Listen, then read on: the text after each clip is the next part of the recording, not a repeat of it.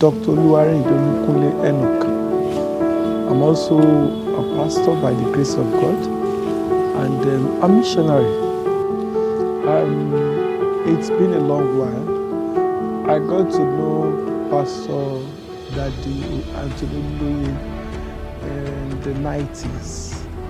And I knew him as somebody that is passionate about the work of God. And what actually brought us together was the fact that he had interest in a specific ministry. And when we got talking then, I discovered that he has what it takes to go into the ministry, because the first thing before you go into any ministry is a passion. Jesus made a statement. He said, their laborers are few and that the harvest is ripe. And the Bible told us that I was passionate about those souls. So I discovered Pastor Anthony had passion for the assignment. And when we got talking about the assignment that God has given to him, I just got interested. And I felt there's a need for us to come together, to align, and for us to play our own part as well. So and that was why we came together. And ever since then, it's been wonderful. It's been wonderful, it's been interesting.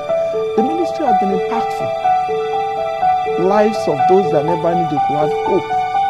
God has used the ministry to bring hope and support to them.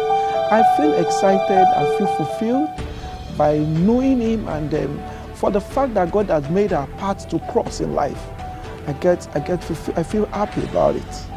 I think one of them that I could still remember very well was when he wanted to set up this particular one. But initially, what he does was to go to the prison. He goes there, set up things for them, and try as much as possible to impact them.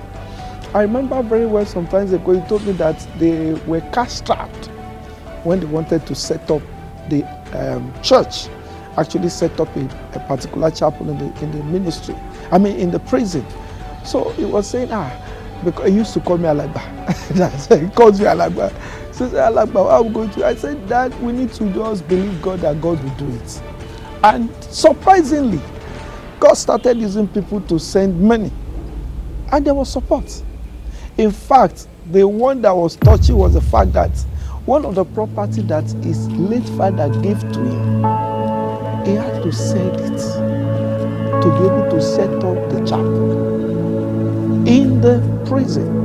So, and when the fund came, there were some other issues and we needed fund. And surprisingly, God just raised it. And whenever I remember those experiences, what comes to my mind is this: for every assignment that God gives, He makes provision. And whenever I remember such scenario, it also keeps me going in the assignment that God has committed into my hands. That once you are passionate, you are sure of the assignment, provision will be available. The chapel was completed, and God was able to raise people to put things inside the chapel. So those are experiences that are still fresh in my memory. The example is Brother Paul. It's Brother Paul. Like I said, one of them is Brother Paul. Brother Paul is someone that when Daddy met him, and the other guy, although that one, I'm not sure if he'll be around today, I can't remember his name, that eventually went to Ife and graduated. These are people that never knew they could have a second chance.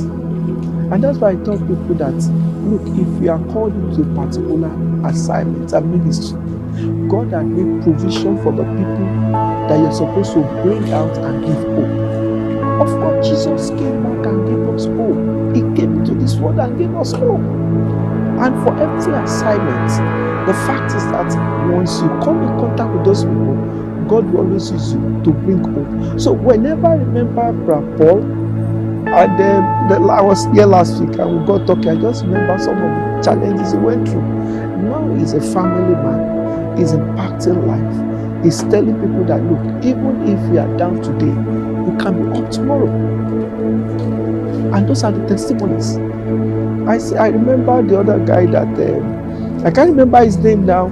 I think there was an issue with laptop. We needed to raise money, and God did it. During the installation of this place, we had challenges with fund. in respect of his soul, and God raised people to support their needs. When I remember those experiences about individuals and about the assignment, it keeps me on and makes me happy.